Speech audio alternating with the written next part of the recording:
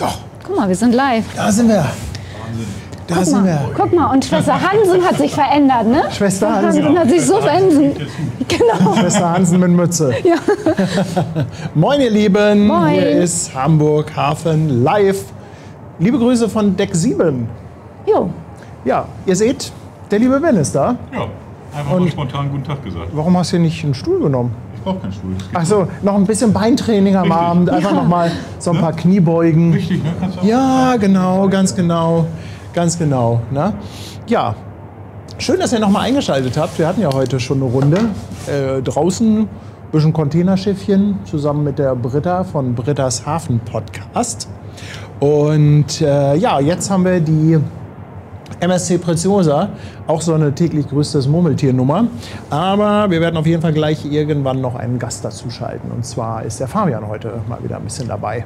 Jo. Ein paar Infos über Kreuzfahrer. Genau, Super. genau. Ja. Und jetzt? Ja, Ja, mal ab dafür, ne? Ja, fangen wir mal an, oder? fangen wir mal an hier, würde ich sagen. Ne? Ich habe keine große Rede vorbereitet, wie ihr gerade merkt. What? Ja, genau, genau. Kennen wir gar nicht von dir. Ja, ja. Nee, du mal sprachlos. Du, ich habe ein Sabbelwasser dabei. Willst du das vielleicht? Oh ja, ich Meinst du glaube, ein das? Sabbelwasser wäre nicht schlecht. Sabbelwasser Das wäre gut, wirklich ne? nicht schlecht, Willst ja. du auch eins? Das Ja, wäre wirklich wirklich. nicht schlecht, ja. Dann mache ich das nochmal. So, ich muss mal eben hier einmal umschalten und... ach, warte mal, die zweite Kamera ist noch gar nicht an.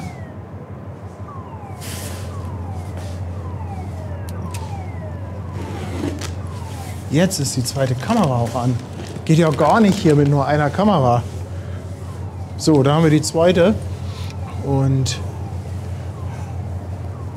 ich muss mal kurz die erste. So, hier die auch noch Bar mal ist ausrichten. eröffnet, würde ich mal sagen. Wunderschön. Prost, Jungs. So, erstmal gibt es eine kleine Kiezmische. Prösterchen. So.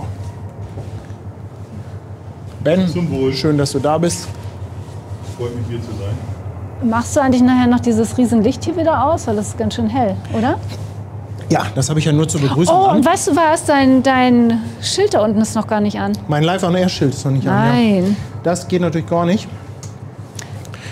Haben Aber wir denn... wenn das Schild nicht an ist, ist man dann nicht auch gar nicht live? Also, Nee, dann ist man nicht live. Nee, Haben ne? wir denn heute auch Gäste oder Zuschauer auf der Preziosa? also ich habe jetzt noch keinen gelesen, aber das heißt ja nichts. Das wäre ja mal durchaus interessant.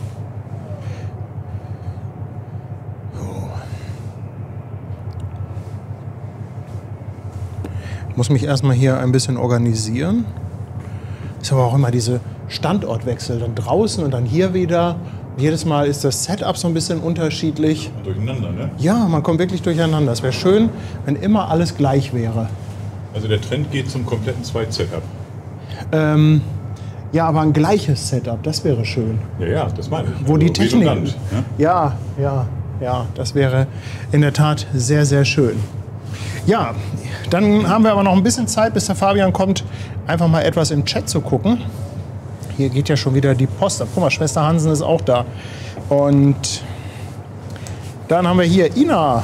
Ina Rote verschenkt eine Mitgliedschaft. Ganz lieben Dank. Dankeschön. Hansi und Mike sind auch schon wieder da. 2,49. Herzlichen Dank dafür. Und Annette Wasnal ist 5 € Superchat fürs Sabbelwasser da. Dankeschön. Sexoni schreibt leider erst in 3 Monaten auf der Preziosa.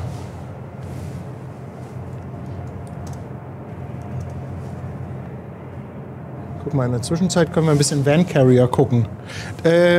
Auch immer gut. Ja. Du wolltest noch was ankündigen. Du wolltest noch Werbung machen. Ja, ich wollte noch Werbung ein bisschen in eigener Sache machen, aber ich mache nur die Ankündigung zur Werbung in eigener Sache und da musst du dann mal weitermachen. Hatten wir so abgesprochen. Haben wir das so abgesprochen? Das haben wir so abgesprochen. Ich dachte, du wolltest alles sagen. Also für alle Freunde der gepflegten Fotografie und des schönen Hafenbildes haben wir einen kleinen Link-Tipp. Wenn ihr gerne schöne Fotos anguckt, dann schaut doch mal in den neuen Hamburger Hafenblog rein. Von unserem Basti, der auch Moderator ist Ja. bei uns. Und der hat sich vor einigen Wochen hingesetzt und gesagt, komm, ich mache noch mal eine neue nenne das Ganze Hamburger Hafenblog. Und ja, bereite das alles noch mal so ein bisschen auf. Und ja, das ist halt im Moment so sein Baby. Und ich glaube, wir haben auch den Link dafür, oder? Haben wir da einen Befehl für? Ja, ne? Du hattest... Und ist auch schon gut am Wachsen, wie ich gesehen habe. Da sind ja auch schon so die ein oder anderen Posts drin. Ja, Moment, ich mache das mal eben mit dem Befehl. Genau, mach du das mal. Ja, kommt gerade leider nicht. So, dann mache ich das mal hier. So, da kommt er. Großartig. Da kommt er. Der Link. Ja, schaut da mal rein. Also wer sich gerne Fotos aus dem Hafen anguckt, einfach mal einen Blick bei Basti vorbei werfen. Der Basti ist auch heute im Chat. Ja, Ne? Wenn ihr Fragen habt, Fragen heute zu Bastis Fotos. live dabei. Ich muss erstmal hier eine Fähre einfangen, damit wir auch ein bisschen bewegtes Bild haben.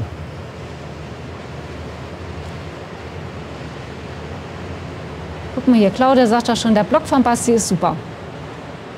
Klasse. Dankeschön.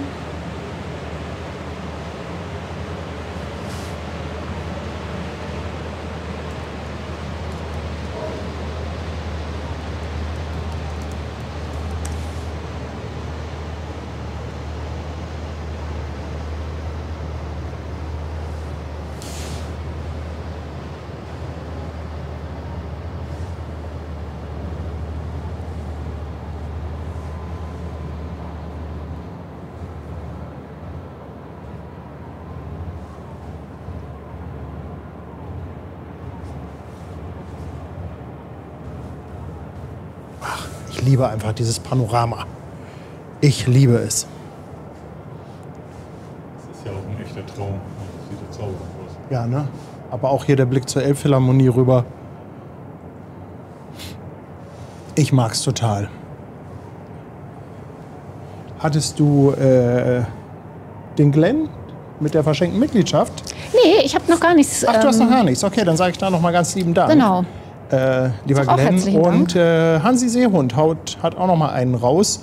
Und er möchte gerne Thea grüßen. Dankeschön. Danke, danke. Liebe Grüße. Und natürlich liebe Grüße an euch drei. Ja, die MSC Preziosa. Ich habe das vorhin schon mal gesagt, so ein bisschen wie täglich grüßt das Murmeltier. Genauso wie die AIDA Nova, aber das ist halt unser Programm hier im Winter. Und ich glaube, die geht wieder auf so eine Metropolentour, oder? Ach, sind doch aber auch schöne Gäste hier im Hafen, ne? Also, Ja, es sind ja auch schöne Schiffe. Absolut. Absolut. Ich mag es total gerne. so ein bisschen Abendunterhaltung aus dem Hafen, dennoch mit einem tollen Schiff. Du, sonst musst du Laden und Löschen zeigen. Ist doch super, wenn noch ein Beifang dabei ist. Ja. Hier ist die Frage, ob die Fotos von Basti sind oder von mir. Nee, ne, sie sind natürlich alle von Basti, ne? Also Bastis Blog, Bastis Fotos. Selbstverständlich. Selbstredend. Wie sich das gehört. Wie sich das gehört.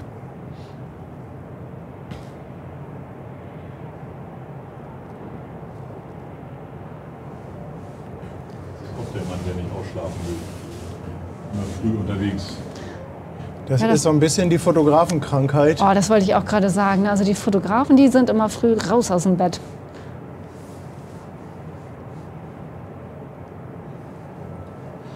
Beste Licht hast du halt morgens und abends. Und morgens hast du dazu auch noch deine Ruhe. Das sind zwei Argumente. Ja. Also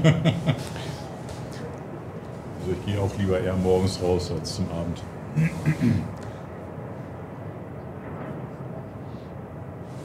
Die Ina hat hier eine Frage. Ich weiß nicht, ob du das beantworten kannst.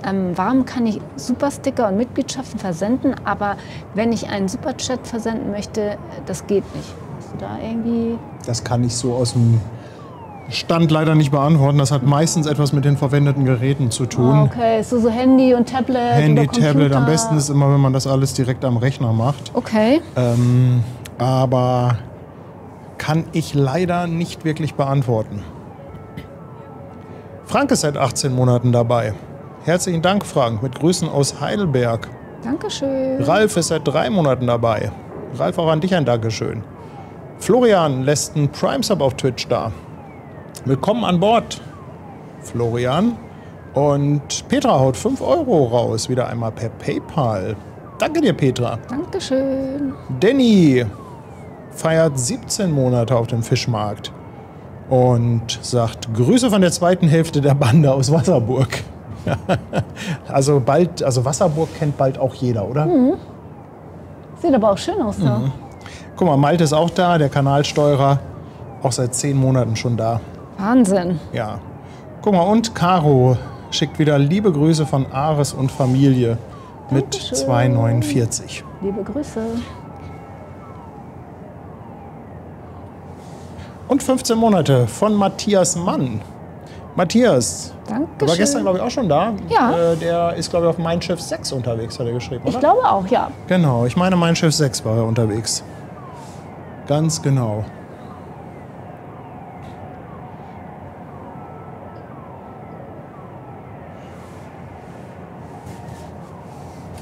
Ja, die Preziose immer gut am Qualm. Da kommt immer ordentlich was raus oben. Aber die ist ja auch schon ein bisschen älter. Ich glaube, Preziosa, ich habe es nicht mehr 100% im Kopf, 2013, 2014 oder so. Aber sie hat auf jeden Fall schon über 10 Jahre auf dem Buckel.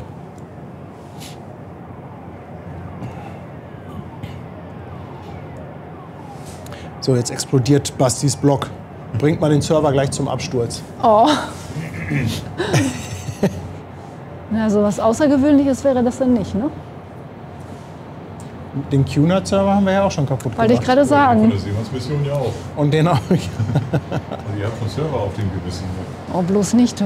Kriegen Das wir Gute- bald die dicke Rechnung hier. Das Gute ist, dass die sich auch wieder von alleine erholen, wenn der Traffic dann wieder nachlässt.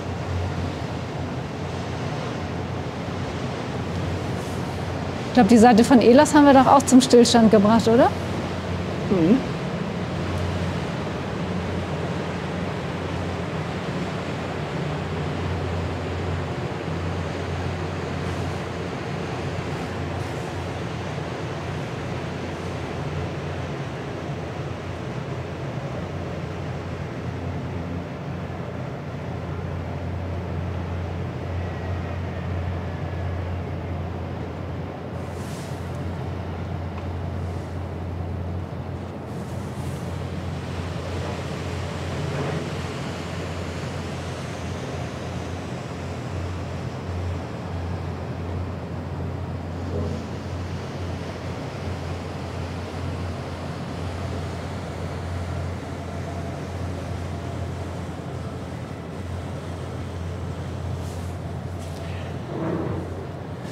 So, jetzt noch einmal hier eine Runde und dann gucke ich gleich mal, ob der Fabian schon da ist.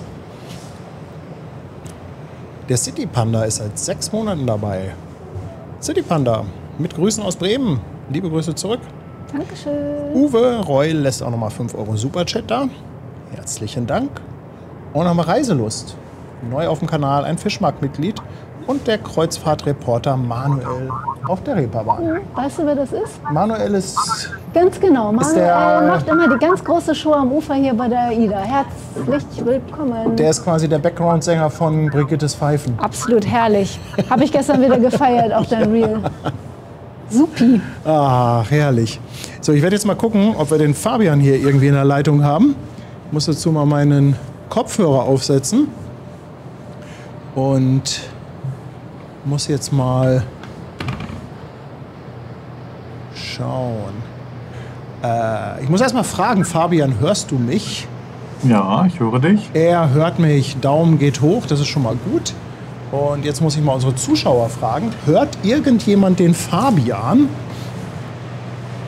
Dann würden wir nämlich im nächsten Schritt In die Runde. das mit dem Bild noch probieren.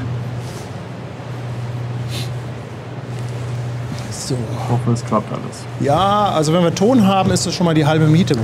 Also ich höre Fabian. Fabian, du weißt das ja selber, du machst ja auch viele Videos. Ton ist ja zickiger als Bild, oder? Also, Ja, gut, beides sehr wichtig. aber also ich persönlich finde, dass Ton die größere Herausforderung ist. So, und jetzt gucken wir mal, ob wir dich hier auch bildmäßig irgendwie auf die Kette bekommen. Da haben wir Das dich. sieht gut aus. Hallo, Okay, guten Abend. wen man nicht hat, das ist uns. Unsere Kamera, die ist gerade noch so ein bisschen kaputt. Jetzt muss ich mal schauen. Sekunde mal. Ich fixe mal unsere Kamera. Die braucht nämlich ein bisschen Licht.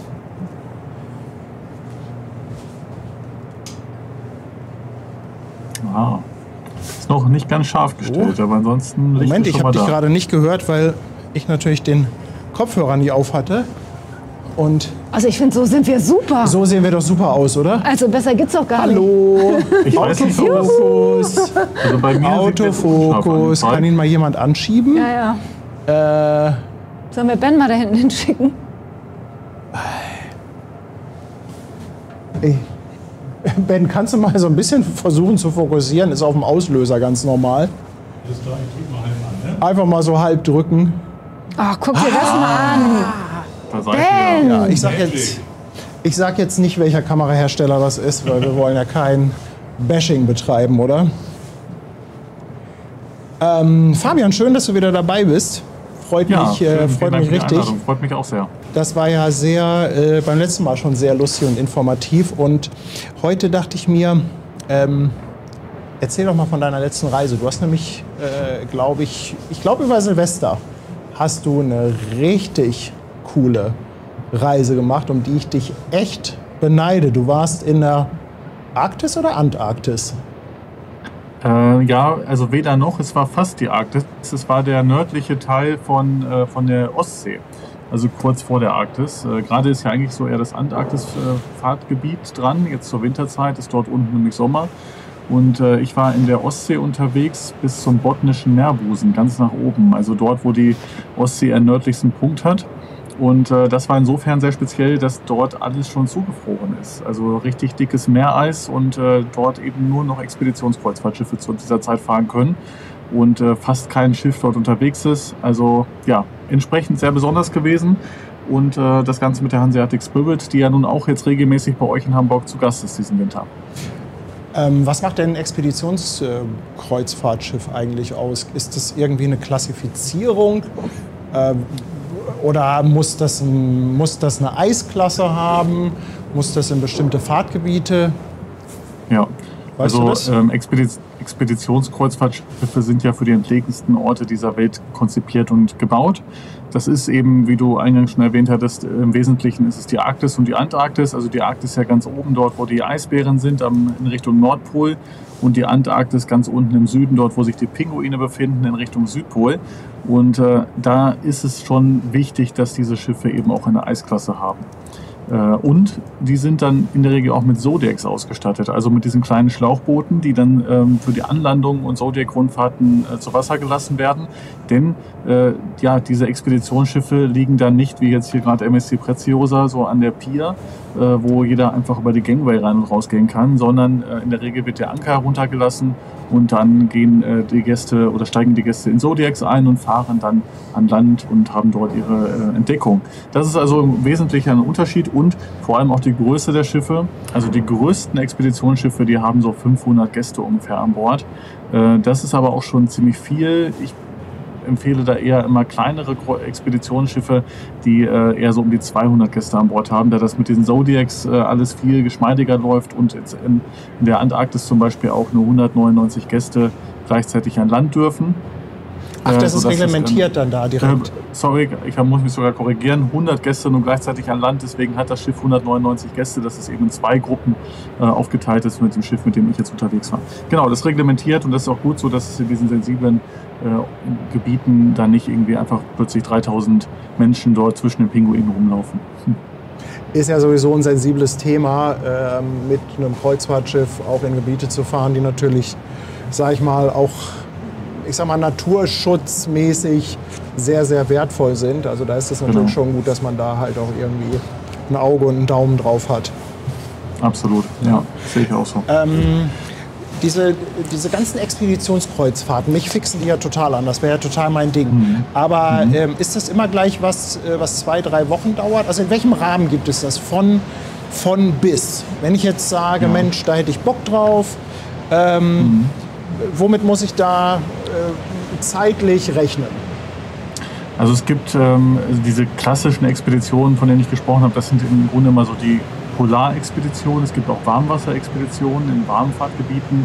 zum Beispiel in der Südsee oder auf dem Amazonas. Das sind auch immer noch beliebte Fahrtgebiete.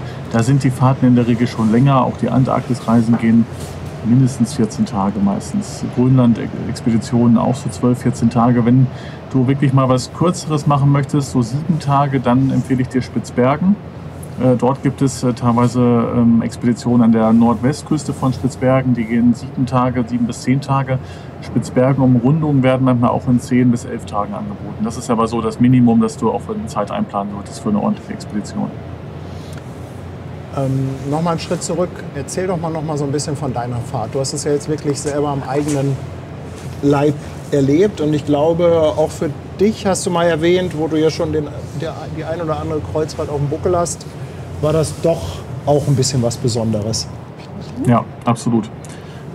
Mein Traum war es immer mal, mit einem Expeditionsschiff richtig durch Eis zu fahren und durchzubrechen. Also dieses Gefühl an Bord zu haben, du schaust nach vorne und siehst nur noch Eis. Das, was auf der Titanic damals die Horrorvorstellung war, ist mit diesen Schiffen zumindest im begrenzten Rahmen natürlich dann möglich. Die Schiffe haben mit ihrer Eisklasse, also die Hanseatic Spirit, mit der ich unterwegs war, eben die PC6 Eisklasse. Das gehört zu den höchsten Expeditionsschiffe haben. Und damit war es dann möglich, dass wir wirklich ohne zusätzliche Eisbrecherunterstützung dort oben die nördlichsten Häfen der Ostsee, sprich Luleå in Schwedisch Lappland oder auch Kemi in Finnisch Lappland, dann wunderbar ansteuern konnten. Und für mich war das Besondere daran, dass wir dann irgendwann die Eiskante erreicht haben und der Kapitän dann die Durchsage gemacht hat, wir haben jetzt noch ungefähr 30 Minuten bis zur Eiskante und dann ganz viele Gäste oben ganz freudig und gespannt an Deck standen und dann wirklich das Eis auf uns oder näher kam und der Kapitän dann ganz geschmeidig mit 12 Knoten, also relativ zügig auch tatsächlich, durch das Eis durchgebrochen ist. Und das ist ein Gefühl an Bord, es rumpelt, es zittert, es kracht und ächzt, das ist schon ziemlich laut. Und ich finde es total faszinierend. Und das Besondere auf den Expeditionskreuzfahrtschiffen ist auch, dass es in der Regel möglich ist, bis ganz vorne in die Bugspitze reinzugehen und da zu stehen und nach vorne einfach nur Eis zu sehen. Fand ich phänomenal und total beeindruckend.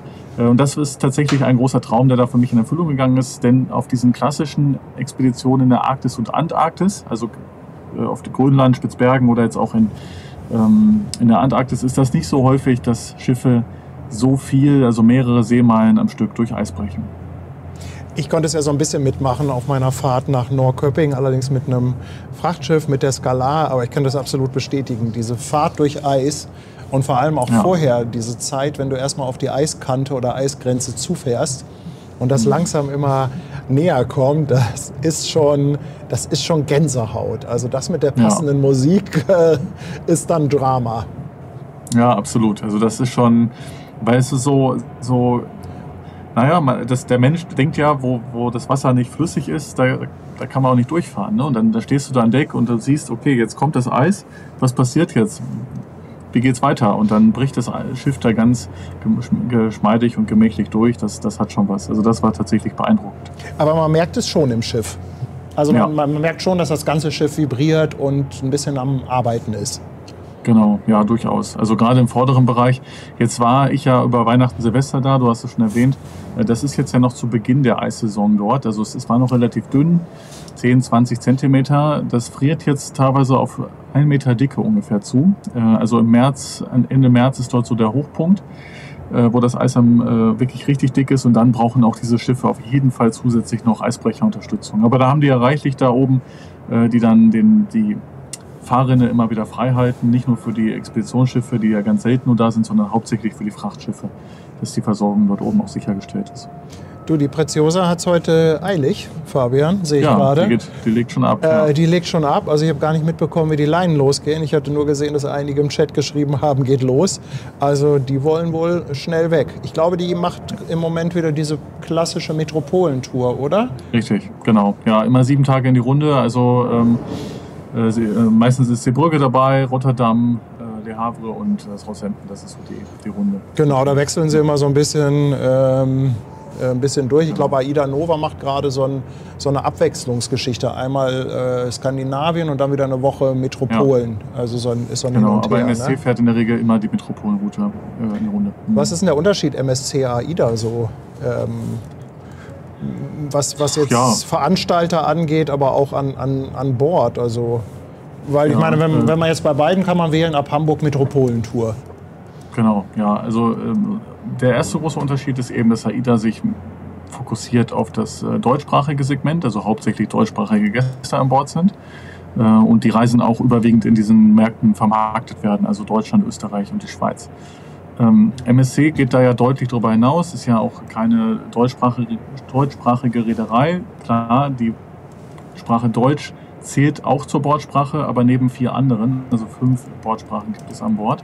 Das heißt, das Publikum ist deutlich internationaler. Es werden jetzt auch viele italienische Gäste an Bord sein, spanische Gäste, französische Gäste oder jetzt auch von den Ländern der Route, die angefahren werden, denn es ist in jedem Hafen ein Zustieg möglich. Das heißt, es werden auch Briten an Bord sein, die in Southampton aussteigen, Niederländer vielleicht in Rotterdam und so ist das eben deutlich gemischter an Bord. Und was auch ein großer Unterschied ist, ist der Fokus der Kulinarik an Bord, da alle Gäste auch die Möglichkeit haben, im Reisepreis enthalten, im à la carte Restaurant zu speisen. Bei AIDA ja eher der Buffet Fokus und hier ist es so, dass die Gäste einen reservierten Tisch für die Reisedauer haben im à la carte Restaurant. Das sind so die wesentlichen Unterschiede und darüber hinaus natürlich von der Strukturierung des Schiffes. Es ist eher hier die öffentlichen Bereiche, sind unten vorne ein großes klassisches Theater, währenddessen AIDA ja eher so dieses Theatrium-Konzept in der Mitte hat.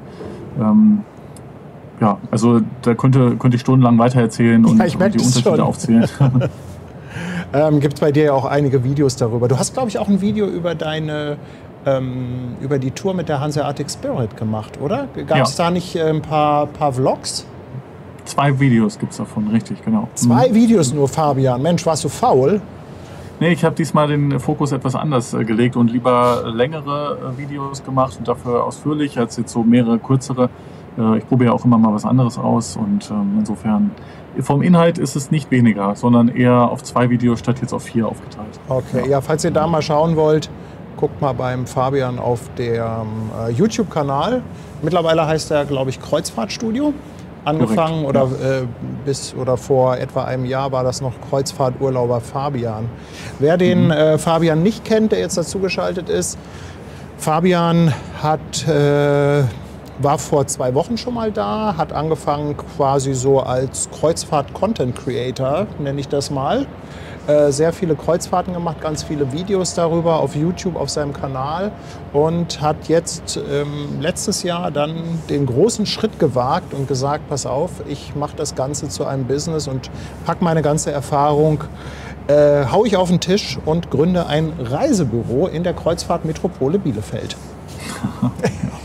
No. Sorry, aber den Gag, den werde ich noch oft bringen. Alles gut, ja. Ja. Genau, aber ja nicht mit dem Fokus auf Bielefeld, sondern es ist einfach, ich wohne hier zufälligerweise und entsprechend ist das ja hier der Standort, aber wir sind ja deutschlandweit und sogar darüber hinaus aktiv. Also überregional liegt der Fokus auf jeden Fall. Ist ja im Grunde genommen auch egal, wo man sitzt, oder? Das Hauptgeschäft läuft doch wahrscheinlich telefonisch und per E-Mail. Oder habt ihr sehr viel Laufkundschaft? Nee, eher weniger. Wir haben zwar eine gute Lage auch in der Altstadt, aber das ist für uns eher der Nebenfaktor. Mir war wichtig, ich habe mich für den Standort entschieden, um zu zeigen, hey, es gibt uns auch wirklich. Ihr könnt auch theoretisch von überall zu uns kommen, wenn ihr Fragen habt, wenn ihr Herausforderungen habt, wenn ihr einfach nur mit uns sprechen möchtet und sind nicht nur eine, ich sage jetzt mal in Anführungsstrichen Online-Bude. Das war mir wichtig, dass wir uns da ein bisschen von abgrenzen.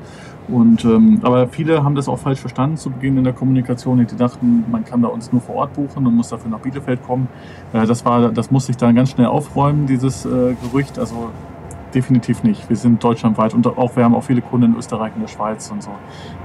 Sind da überregional auf jeden Fall tätig.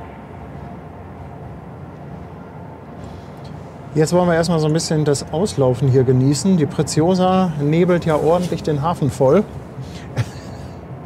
Da kommt ordentlich was raus oben und ich möchte mal kurz die Gelegenheit nutzen und noch ein paar Dankeschöns raushauen. Der 3. von 10, der ist nämlich seit 11 Monaten schon bei unserem Kanal dabei. Ganz lieben Dank. Annette Wasner lässt 2 € Superchat da. Annette, danke dir und liebe Grüße. Dann haben wir den Klaus Stempel, der Einjähriges feiert, mit Grüße an alle Landratten. Danke dir, Klaus. Detlef Puder schickt auch ein Moin, feiert 10 Monate. Carina auf Twitch lässt ihr Prime-Sub da. Carina, willkommen an Bord. Vielen, vielen Dank. Und dann haben wir Sabine, die haut 2 Euro Superchat raus für unsere erste Kreuzfahrt. Ja, da müssen wir gleich nochmal drüber reden. Ganz lieben Dank, Sabine. Und Anthony Roberts is again in the house. Anthony from Washougal in Washington. 10 bucks. Tony, thank you very much for your donation. Fabian hat ja vor 2 Wochen in der letzten Sendung, hat er wieder was angezettelt und dann einfach mal in den Raum geworfen. Da ich ja noch nie eine Kreuzfahrt gemacht habe, könnten wir ja die erste tatsächlich zusammen machen.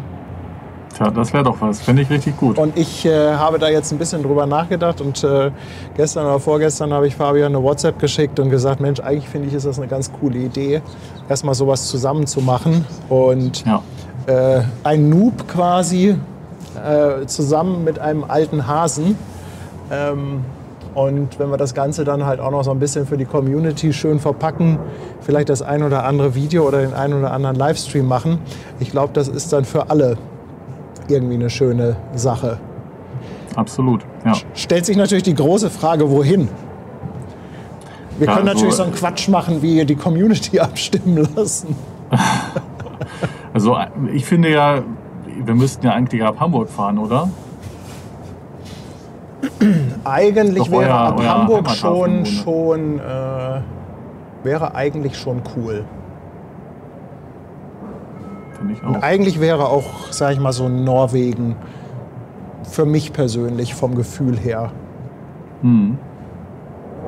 Ja, Norwegen ist traumhaft. Also Norwegen ist ja auch so eine Kreuzfahrtdestination, wie ich finde, die sich da perfekt für anbietet. Denn mit dem Schiff durch die Landschaft zu fahren, durch die Fjorde, jeden Tag den Vorhang zu öffnen und wieder neue Landschaften zu sehen, das ist halt wirklich traumhaft. Jetzt gerade im Vergleich zu der Route, die jetzt die MSC Preziosa vor sich hat, da sind die Häfen leider meistens nicht so attraktiv. Also gerade Rotterdam, das geht noch, aber ansonsten Le Havre, Seebrugge, das sind dann eher ja so Containerhäfen, die ja auch schön sind, ne, nichts dagegen, aber die Landschaft in Norwegen, die ist natürlich phänomenal. Und das mit dem Schiff zu erkunden, das hat was. Ja.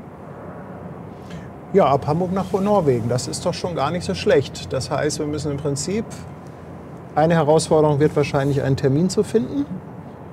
Und dann müssen wir gucken, ja, welches Schiff, welche Reederei. Wen gibt es denn da so grundsätzlich? Was fällt dir denn so spontan ein, wenn man sagt, ab Hamburg, Norwegen? Also AIDA hat es auf jeden Fall im Programm. Genau, AIDA, MSC hat es ja auch im Programm. Mein Schiff fährt ja viel auch inzwischen ab Bremerhaven oder Kiel. Die sind ja nicht mehr so präsent bei euch, hin und wieder schon, aber eher selten. Ja, das sind dann schon so die wesentlichen. Costa fährt manchmal noch von euch aus nach Norwegen. Das sind so die üblichen Verdächtigen tatsächlich. Ja. Und was gibt es da für Touren? Also gibt es da immer so diese einwöchigen mit 3, 4 Häfen oder gibt es da auch irgendwas, wo noch ein bisschen mehr Häfen dabei sind? Ja, also da gibt es alles Mögliche. Es gibt Kurzreisen, die gehen meistens 5 Tage. Die sind eher zu Beginn und zu Ende der Saison meistens. Da geht es dann mit einem Seetag nach Norwegen, dann 2, 3 Stopps dort und einen Seetag zurück. Also es ist immer zu Beginn ein Seetag und zum Ende ein Seetag. Denn die Zeit braucht das Schiff einfach, um über die Nordsee nach Norwegen zu kommen. Aber das ist es dann auch. Also nach einem Seetag sind wir da. Und die meisten Routen, wie du schon sagst, gehen 7 Tage. Das heißt, von den 6 Tagen an Bord sind es dann 4 Hafentage, also 4 Tage irgendwo in Norwegen und 2 Seetage. Und dann gibt es natürlich nach oben hin kaum Grenzen. Also es gibt die 14-tägigen Routen, die dann natürlich noch nördlicher führen, bis zum Nordkap oder teilweise bis Spitzbergen. Und dann gibt es auch 17-tägige oder 19-tägige Reisen, die dann auch noch Island mit einbinden. Also die norwegische Küste hoch nach Spitzbergen und dann noch über Island wieder zurück. Das ist somit das Umfangreichste, was es zu entdecken gibt, ja. Also ich glaube, wenn ich das mache, dann will ich auch schon so ein bisschen in den Norden. Also so ein bisschen Richtung Lofoten oder so. Mhm. Otto Sverdrup, hier Hurtigruten wäre auch noch eine Option, oder? Stimmt, genau. Die fahren ja auch immer alle 14 Tage, richtig. Das habe ich ja mal im Winter gemacht. Genau, auch super spannend. Also ich finde ja auch, Norwegen ist ein Ziel, das immer geht, zu jeder Jahreszeit. So verschieden, wie dieses Land ist, gerade durch die Polarnacht im Winter, wenn es dunkel ist, das ist faszinierend. Also das hat schon was. Und im Sommer das absolute Gegenteil, die Mitternachtssonne, super facettenreich, dieses Land. Ich glaube, wir müssen letztendlich müssen wir das Schiff danach aussuchen, wer das beste Starlink-Netz an Bord hat. Ja. Wenn wir da online was machen wollen und vielleicht ein bisschen streamen. Wobei in Hafennähe geht es ja immer. Also ich sag mal so einlaufen, auslaufen, das funktioniert wahrscheinlich halbwegs gut. Also vor allem in Norwegen. Ich staune immer wieder, wie weit das Landnetz dort rausreicht. Also 5G, du siehst kein Land mehr, aber du hast noch bestes 5G-Netz. Wie das funktioniert, ich weiß es nicht, aber es ist ja großartig. Also das kann Norwegen wirklich am besten. Das sagt man den Skandinaviern aber allgemein nach, dass die ein sehr, sehr gutes Netz haben. Und wenn wir uns dann so ein bisschen auf die Hafengebiete konzentrieren und da ein bisschen Content machen, und wenn wir dann den Hafen nicht mehr sehen, dann haben wir auch einen guten Grund zu sagen, okay, jetzt, genau. Jetzt gehen wir in die Sauna. Ja. Also müssen wir letztendlich jetzt nur noch einen Zeitraum gucken und dann müssen wir mal schauen, wie wir das budgetmäßig alles machen. Und dann muss ich mir irgendwann das Okay von meiner Frau holen. Ja, das hast du. Na, das ist ja schon mal was. Das ist doch was. Super. Da telefonieren wir mal in den nächsten Tagen drüber und machen das ein bisschen sehr konkret. Gerne. Aber ich habe da echt Bock drauf. Ich habe da richtig Bock drauf. Ja, ich auch. Das wird cool. Ja. Ja, jetzt sehen wir sie ja genau vom Heck, die Preziosa, und sehen nochmal, wie breit und hoch dieses Schiff ist, wie mächtig es ist. Hinten auch die Balkonkabinen, teilweise beleuchtet. Schon auch echt groß, 333 Meter lang. Aber diese Heckkabinen sind aber schon cool, oder? Ja, es gibt so zwei Meinungen darüber. Ich persönlich mag es auch, weil das Meeresrauschen, ich liebe es ja, es ist für mich Musik in meinen Ohren.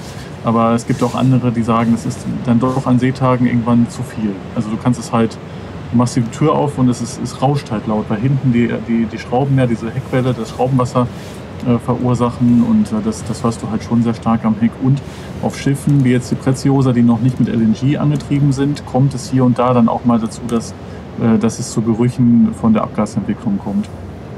Da kann ich jetzt natürlich sagen, ich bin Containerschifffahren gewohnt. Ja. Wahrscheinlich ist alles, was du mir bietest, komfortabler. Das kann gut sein, ja. Genau. Aber ja, an sich hat das auf jeden Fall auch was nach hinten raus zu tun. Aber dann gerade auf den Schiffen finde ich es noch besser, die dann auch mit LNG angetrieben werden, mit Flüssigerdgas.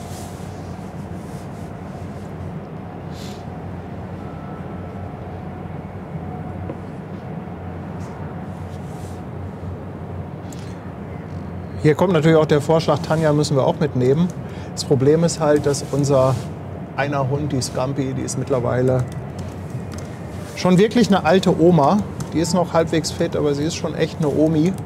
Und die mögen wir halt ungern weggeben oder länger in die Hundepension mittlerweile geben. Also da haben wir gesagt, die letzten Jahre, die sie noch hat, hoffentlich hat sie noch Jahre, da wollen wir uns auf jeden Fall um sie kümmern und sie dann nicht noch mal irgendwie weggeben. Man merkt halt wirklich auch bei Hunden, wenn die irgendwann so in das Seniorenalter kommen, die werden dann auch ganz grau und dann irgendwann auch so der ganze Körper so ein bisschen knochig. Und in dem Alter ist sie jetzt. Sie ist immer noch krawallbürstig und sie bellt auch noch alle zusammen. Und wenn irgendjemand am Tor ist, dann gibt es auch auf jeden Fall Mecker. Aber das ist im Moment so ein bisschen das Handicap, um zusammen eine Kreuzfahrt zu machen.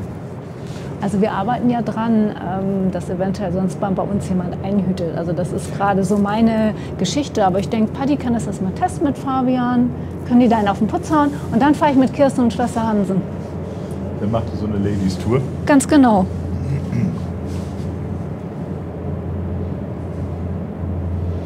Ach, hier ist auch eine Wasserrutsche an Bord. Gestern bei der AIDA Nova beim Auslaufen, da ist tatsächlich schon einer gerutscht. Also irgendjemand hat im Chat geschrieben, Wasserrutsche ist in Betrieb. Ich habe es leider nicht gesehen, aber hier war vorhin auch noch eine das ist ja wahrscheinlich alles beheizt, oder? Eine Frage an Fabian, ob da ein Lotse mit an Bord ist, wenn in Norwegen die Schiffe durch Flüsse fahren. Fahren die da auch durch Flüsse? Ich weiß das nicht. Also ich habe es jetzt nur so vorgelesen, wie es da stand. Ja, also es sind Fjorde, wäre der richtige Begriff dafür. Es ist ja dieses vom Gletscher geformte Landschaft, nennt sich eben Fjorde. Also aus der Eiszeit damals noch ist das Ganze entstanden und da sind immer Lotsen mit dabei, richtig. Okay. Also das ist, die bleiben dann in der Regel auch für einige Tage. Also wenn das Schiff jetzt eine Route hat, wo das Schiff mehrere Fjorde am Stück fährt, hatte ich es jetzt zum Beispiel vor 2 Jahren mit der Mein Schiff 4, dass der Kapitän dann erzählt hat, der Lotse, der jetzt heute gekommen ist, der bleibt jetzt für die nächsten 3 Tage. Der hat eine Kabine an Bord und übernachtet dann auch, um dann das Schiff dann da bestmöglich durch die Lotsen, durch die Fjorde zu begleiten. Ja.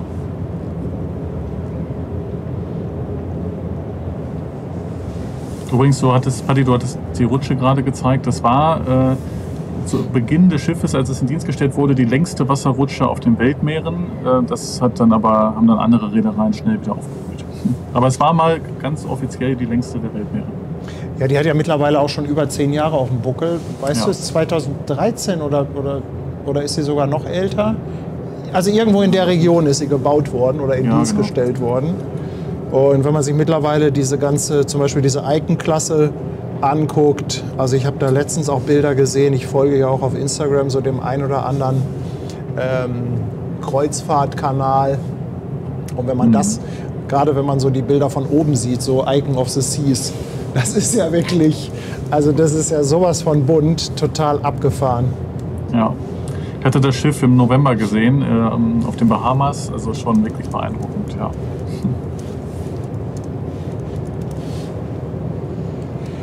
Ich sage noch mal ein paar Dankeschöns. Henrik Köster lässt 10 € da für die erste Kiezmische auf unserer Kreuzfahrt.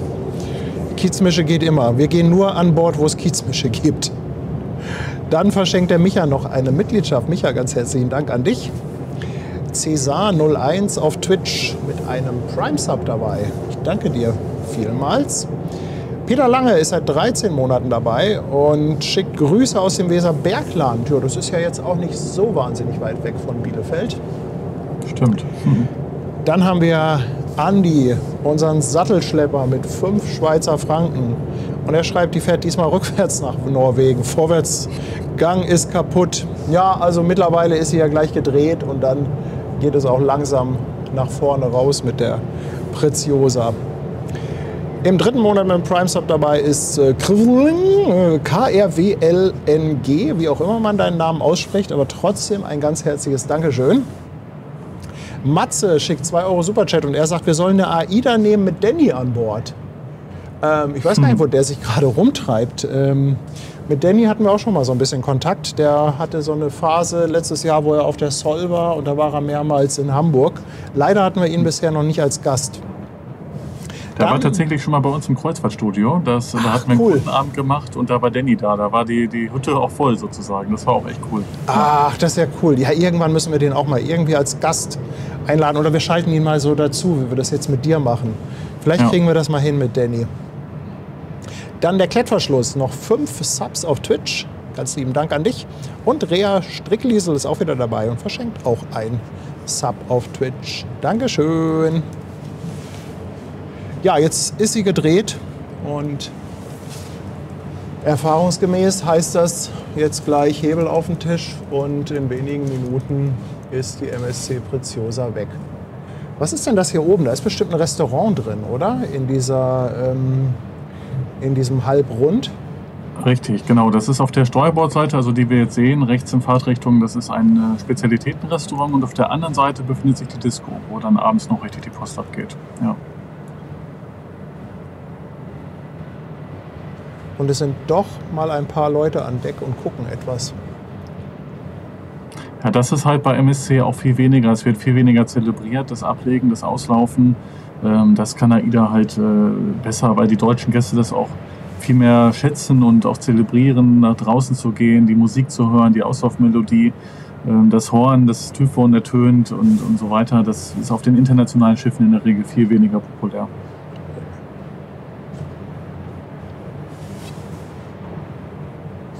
Das ist ja schon fast ein Kaufkriterium oder ein Buchungskriterium. Hamburg Hafen Live auf einem Kreuzfahrtschiff, das nicht hupt. Das geht ja gar nicht.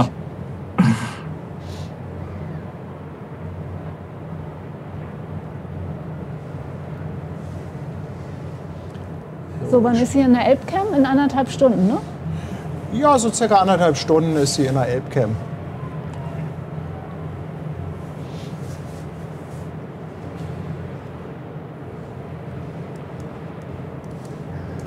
Hier schreiben einige, hängt dort oben einer in der Scheibe. Ich muss jetzt gestehen, ich habe gar nicht genau hingeguckt. Dann ist hier nochmal die Frage, wo die jetzt hinschippern. Die gehen jetzt auf die Metropolentour. Ich weiß gar nicht, was der nächste Hafen ist. Ist es Rotterdam, Southampton? Irgendwie sowas in der Art wird es sein. Rotterdam ist der nächste Hafen. Übermorgen. Morgen ist ein Seetag und dann Rotterdam. Hier ist noch eine gute Frage. Hat Paddy einen Anzug, Fliege und Krawatte? Habe ich nicht. Wir müssen das Schiff nach Dresscode aussuchen. Ich habe gehört, bei Otto Sverdrup kann man in Jogginghose oder bei Hurtigruten reisen. Ja. Grundsätzlich, grundsätzlich schon. Aber ich glaube, selbst das ist nicht so gern gesehen, Jogginghose. Also muss ich mir noch einen feinen Zwirn zulegen? Nein, das auch nicht. Aber eine Jeans, eine ordentliche Stoffhose und vielleicht ein Hemd hast du vielleicht noch im Kleiderschrank. Ja, das kriegen wir hin. Und dann können wir ja wieder shoppen gehen, mal ein bisschen. Wobei ich auch Lust hätte, mir dafür, ich glaube, dann gehe ich mit Ben los als meinem Style-Berater. Und ich stream das. Herrlich. Ben hat ja, also mit Ben zum Herrenausstatter und dann hole ich mir mein Kreuzfahrt-Outfit. Das wird aber ein schöner Opener für das ganze Ding. Das wäre in der Tat lustig, ja.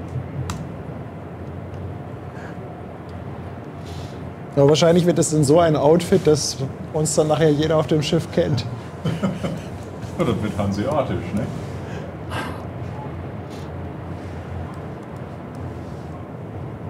Fabian, was muss man für so eine Metropolentour Pi mal Daumen an Reisekosten rechnen? Also gerade die Reisen, die MSC Preziosa in diesem Winter jetzt anbietet, das ist schon echt preiswert. Also da geht es wirklich teilweise unter 400 € los. 299 €, 499 € pro Person für eine Woche. Da ist dann aber eine Angelroute mit bei, oder? Zum Selbstfischen. Nee, tatsächlich ist das schon mit Verpflegung auch. Also schon wirklich, das sind halt so Kampfansagen, diese Preise. Es ist eben jetzt nicht die attraktivste Zeit für die Reisen ab Hamburg in Richtung Metropolen. Es ist überwiegend dunkel, das Wetter ist nicht so vielversprechend, sagen wir mal so. Also jetzt nicht so das, was sich viele Kreuzfahrer eben vorstellen, mit einem Seetag auf dem Sonnendeck am Pool. Das ist ja eher schwierig, beziehungsweise nur mit Jacke möglich. Insofern werden die Reisen jetzt schon preisgünstig verkauft. Wir haben jetzt gerade wieder kurzfristig welche Kunden gebucht auf diese Reise und ich meine, die hatten eine Balkonkabine für 670 € pro Person für eine Woche gebucht. Das ist schon so die unterste Grenze, die man da erreichen kann. Ja. Das kann man mal machen. Ja. Also für das Geld kann man auf jeden Fall nichts falsch machen. Ne? Das ist alles, was man da an Bord bekommt. Entertainment ist mit dabei, die Speisen sind mit dabei, Getränke halt nur eingeschränkt. Also oben am Buffet-Restaurant gibt es so eine Kaffee- und Wasserstation. Aber ansonsten gibt es dann halt die Getränke gegen Aufpreis oder halt mit einem Getränkepaket. Das geht natürlich auch immer. Ich denke, es kommt auch ein bisschen darauf an, was man von einer Kreuzfahrt erwartet. Ich könnte mir vorstellen, dass es viele Gäste gibt, die es auch so ein bisschen machen wegen des Bordlebens, wegen des Flairs, also überhaupt wegen des auf einem Schiff Seins. Und die legen vielleicht nicht ganz so viel Wert darauf, dass sie oben auf dem Pooldeck liegen können und dass sie immer schön Landschaft sehen. Und dann gibt es natürlich diejenigen, die sagen, ja, ich möchte auch wirklich was sehen. Ich möchte tolle Landgänge haben, ich möchte ein paar schöne Anläufe haben, ein paar tolle Häfen und so. Absolut. Und da ist dann vielleicht diese Reise um die Jahreszeit nicht unbedingt der Favorit. Ja. Ja, also die Zuschauer wollen mich in einem feinen Zwirn sehen. Ich soll mich verkleiden. Ja. Wenn, dann machen wir auch irgendeinen Quatsch daraus. Mirko, ganz, ganz lieben Dank. 3,50 € fürs Getränkepaket. Gibt es für 3,50 € überhaupt ein Getränk an Bord? Ja, einen Kaffee kriegen wir dafür schon, aber das war's dann auch. Okay. Mirko, der Kaffee geht auf dich, Dankeschön. Und der Ulrich ist seit einem Jahr jetzt auf der Reeperbahn dabei. Dankeschön, Ulrich. Hier wieder ein schöner Name, Ritter der Bockwurst, ein neues Kanalmitglied. Herzlichen Dank. Und der Ankerbengel ist auch wieder da. Auf Twitch lässt im 4. Monat sein Sub da. Dankeschön. Ritter der Bockwurst. Sensationeller Name. Du hast doch noch den Hapag-Lloyd-Overall, den kannst du auch mitnehmen. Bitte? Du hast doch noch den Hapag-Lloyd-Overall in Orange, den kannst du auch mitnehmen. Ich laufe im orangen Hapag-Lloyd-Overall. Ja, dann müssen wir aber mit einem Hapag-Lloyd-Schiff fahren. Dann müssen wir Hanseatic irgendwas nehmen. Tja, fährt natürlich auch. Hapag-Lloyd, Phoenix-Reisen haben wir eben auch gar nicht erwähnt. Phoenix fährt ja auch viel nach Norwegen. Auch wunderbare Routen, aber meistens auch ab Bremerhaven. Das ist, das ist so. Ja, wir suchen mal was raus. Wir werden das mal beratschlagen und mal gucken, Genau. was wir da machen. Und dann werden wir euch über das Ergebnis informieren. Ja, hier Gogostein fragt, darf man sich Getränke selber mitbringen? Die Frage ist, wie viel möchtest du schleppen, oder? Also ich meine, an Bord Getränke selber mitbringen, wo willst du die herhaben? Du bringst auch keine Kiste Mineralwasser mit an Bord. Und Schwester Hansen sagt, du brauchst einen feinen Zwirn, wenn sie heiratet. Also passt das denn ja, ne? Ja.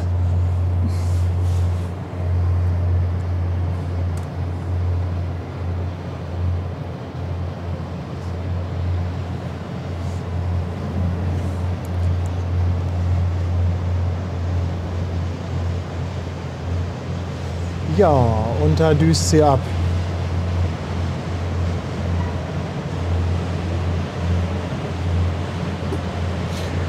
Ja, wenn ihr euch auch mal so charmant beraten lassen wollt für eine neue Kreuzfahrt von Fabian und seinem Team, dann schaut einfach mal bei ihm auf der Webseite rum.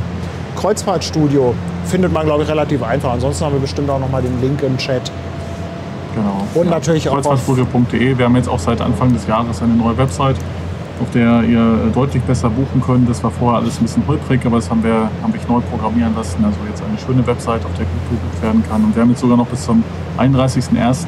Die Aktion, dass es doppelte Vorteile, also Geschenke bei uns gibt. Wir haben ja mal eine Geschenkaktion für unsere Kunden. Und wer bis zum 31.01. bucht, der kann doppelte davon profitieren. Die Überraschung, ne? Die Überraschung gibt es immer Zusätze. Ach, die persönliche Überraschung hat damit nichts zu tun. Okay.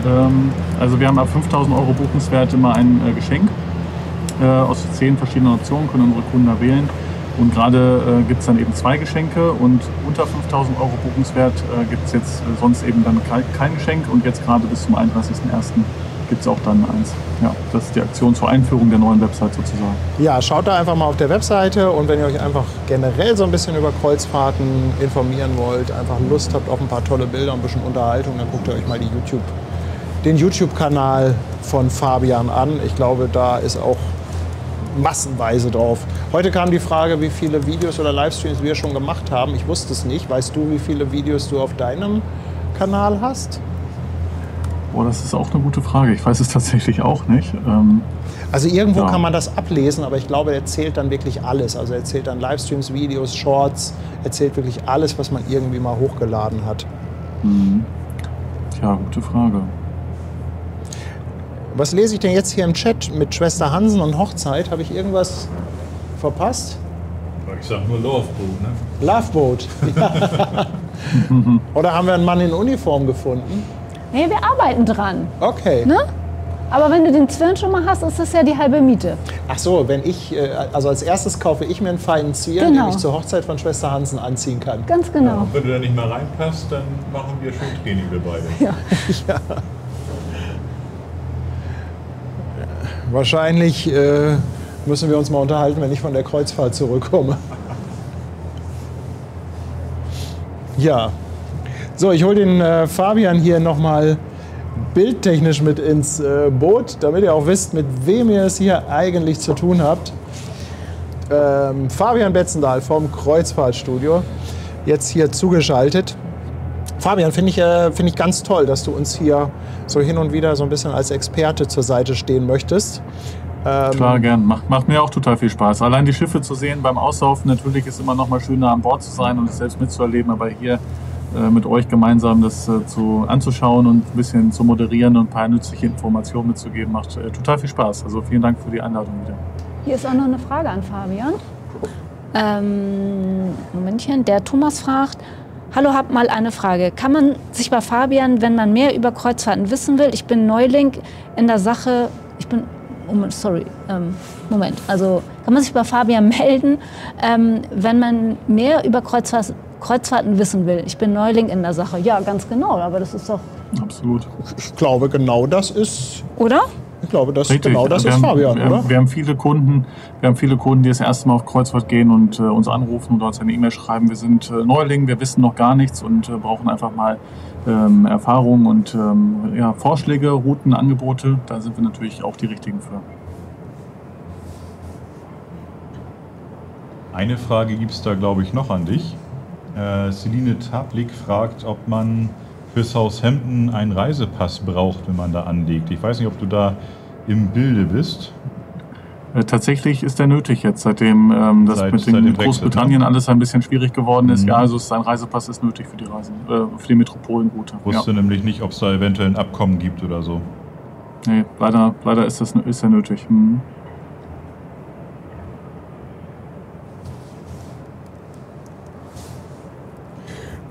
Ja, und da dampft sie ab heute bei der APL. Wir hatten heute Nachmittag schon einen Stream mit Containerschiffen und da haben wir auch festgestellt, die Dampfschifffahrt stirbt nicht aus. MSC Preziosa reiht sich da ein.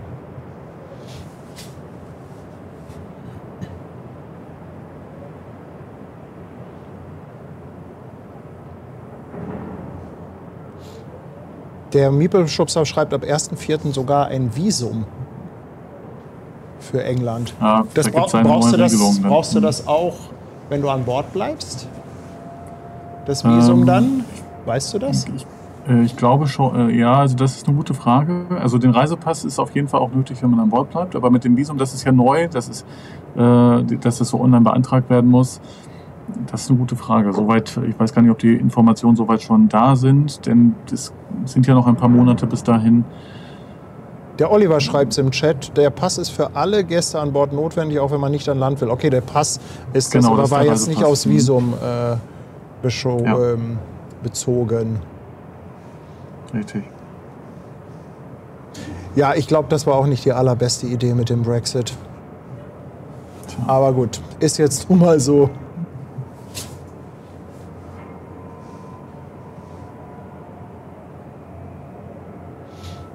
Der Björn fragt nochmal, Norwegen geht aber mit Personalausweis, oder? Absolut, genau. Ja, richtig. Ja.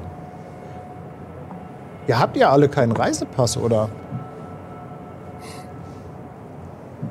Gut, wenn man natürlich nicht drauf achtet und wenn man den lange nicht gebraucht hat und dann sich nie drum gekümmert hat vielleicht.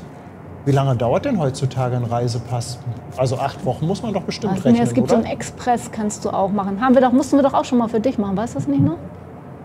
Ja, weil meiner abgelaufen war. Ja, ganz genau, weil du nämlich auch so ein Spezi bist. Ich reiß hier die Klappe auf und ganz hab selber schon mal verbockt. So ein schönes Land, da braucht man gar nicht so oft rausreisen. Nein. Und dann passiert sowas. Ganz genau.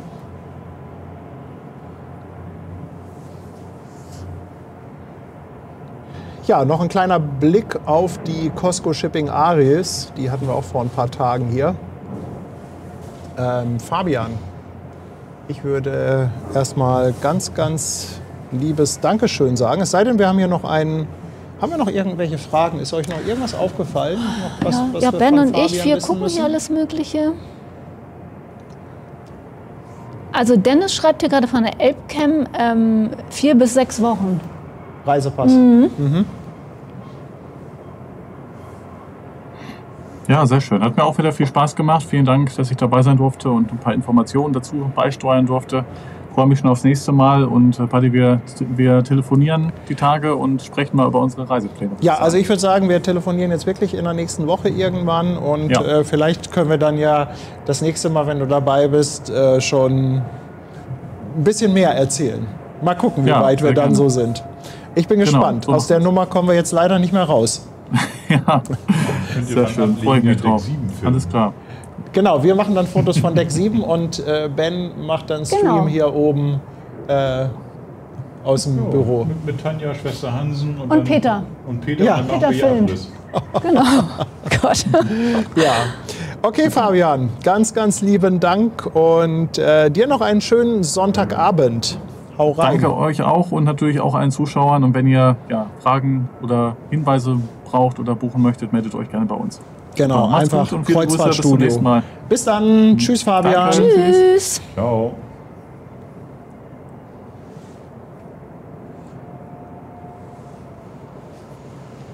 Ja, das war doch nett, oder? Also ich finde das irgendwie, Ich finde das auch jemand, der so ein extrem. bisschen Ahnung hat von Kreuzfahrten. Das ist auch sehr informativ. Ich finde das auch Ja, gut. das ist super. Ich finde auch, Fabian macht das immer ganz charmant. Ne? Klar, der muss am Ende natürlich auch leben und will ein paar Kreuzfahrten verkaufen, aber trotzdem finde ich immer, dass er das sehr, sehr schön verpackt alles. Naja gut, aber wenn man da vielleicht auch so ein bisschen Exklusivität für die Zuschauer hat, die können sich mit Fragen an ihn wenden, das finde ich schon richtig klasse. Ich meine, find wo das auch kriegst du gut. sonst die Infos her, ne? Ja, eben. Und also ich finde das toll. Ja. Ja, und vor allem, das war jetzt ja kein Verkaufsgespräch, ne? Das war einfach nur informativ und ich finde das super, dass er sich die Zeit dafür Ja. nimmt. Ich hab übrigens den Stream aber trotzdem als Werbung markiert. Safety first. Safety first. Ja.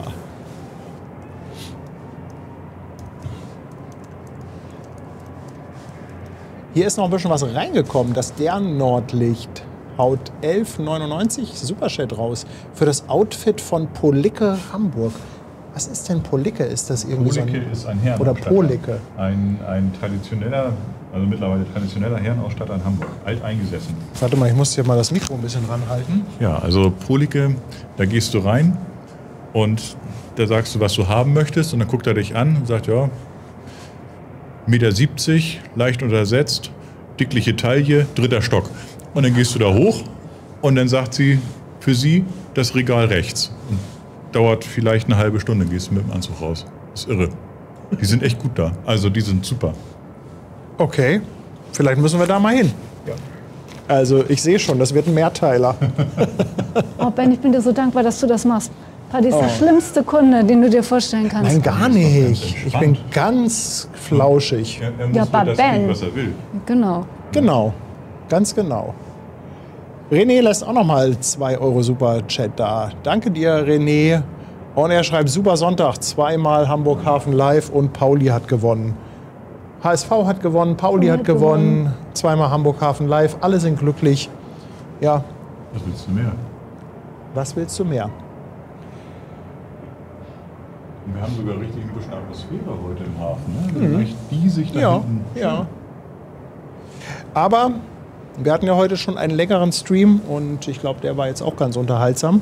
Ich würde daher vorschlagen, dass wir jetzt hier auch mal so ganz langsam zum Ende kommen. Ich kann uns hier noch mal ins Bild holen. Achtung. So. Willst du dich jetzt Nee, hinhauen? nein, ich komme jetzt hier. Ich mache auch noch mal eine Runde Beintraining. Herrlich. Das ist Ja, doch super. So. Brauchst du auch für die Kreuzfahrt. Ja. Wieso kriegt er keine Koje? Muss er stehen? Vielleicht. Ja. Ich werde eine Fitnesskreuzfahrt buchen. So eine, wo 3-mal am Tag Training ist. Wahnsinn. Ja. Du So eine kommst Motto Kreuzfahrt Fitness. Kommst Ja. ja breiter wieder runter als ich. Also, ja, wunderbar. Guck mal, Henrik Köster hat hier gerade noch einen rausgehauen. Er schreibt, Ben, gibt es schon einen kleinen Teaser vom Kontorhaus? Oh, da sprichst du ein gutes Thema an, du. Ja, erzähl mal. Ein Teaser vom Kontorhaus. Also, wir waren jetzt mittlerweile 2-mal unterwegs, also ich und meine Frau, und sind die Strecke schon mal ein bisschen abgelaufen, haben im Prinzip ja schon mal so die ersten 2 Proben gemacht und es sieht gut aus.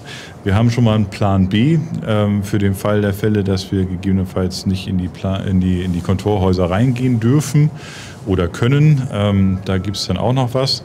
Also es ist alles in Vorbereitung und im Moment sieht es ganz gut aus. Wir sind jetzt noch ein bisschen in Terminfindung und natürlich müssen jetzt noch so ein paar andere Mitspieler dabei sein, die dann ja, uns auch grünes Licht hoffentlich geben. Ja. Du, hier ist noch eine Frage von Stefan Volkmar, ob der Laden auch für große Leute geeignet ist. Policke. Policke, also ich bin knapp 1,90. Für mich hat es damals auch gereicht. Also funktioniert, würde ich sagen. Ja, und da ihr die Mikros habt, könnt ihr jetzt, finde ich, Ach mal so. die Verabschiedung Wir machen, sagen jetzt oder? auch Tschüss. Aha. Genau. Tanja Tanja kommt dann. So, hier. Paddy macht immer die Verabschiedung, ich bin nicht vorbereitet, der kann das so gut. Vielen, vielen Dank, dass ihr wieder dabei wart. Ich hoffe, es hat euch gefallen mit unserem Gast Fabian und unserem Sidekick Ben heute hier von Deck 7 und der MSC Preziosa. Ganz, ganz lieben Dank natürlich auch wieder für eure finanzielle Unterstützung in Form von Superchats und Mitgliedschaften, abgeschlossene und verschenkte. Vielen, vielen Dank auch an die ganze Twitch-Gemeinde, die auch ordentlich mitgemacht hat. Mit Subs und Bits.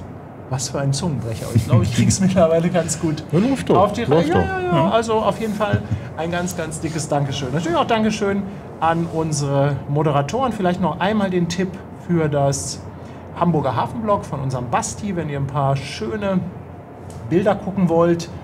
Vielleicht haben wir den Link noch einmal zur Hand. Ja, wie es weitergeht nächste Woche, kann ich euch noch nicht sagen. Morgen soll es wettermäßig eher durchwachsen, Montag werden. Ne? Also soll eher so ein Montag werden, ja. Ja, also morgen wird es, glaube ich, nicht so gut aus, aber morgen machen wir mal ein bisschen Büro. In diesem Sinne, ihr Lieben, habt noch einen schönen Sonntagabend. Macht's gut. Kommt gut in die Koje. Tschüss. Tschüss.